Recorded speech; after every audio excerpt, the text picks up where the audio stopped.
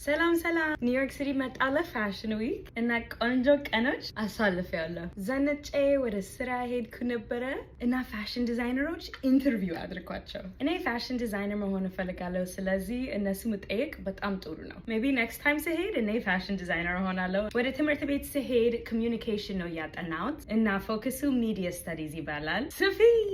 ሰፊ ማድረግ እፈልጋለሁ። አሁን ፎከስ ማድረግ አለብኝ።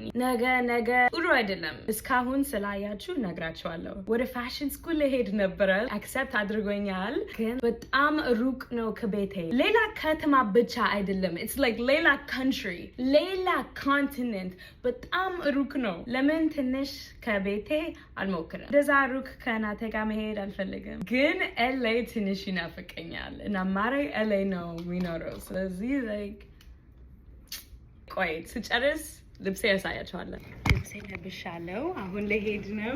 ይሄንን እንደዚህ ይሆናል።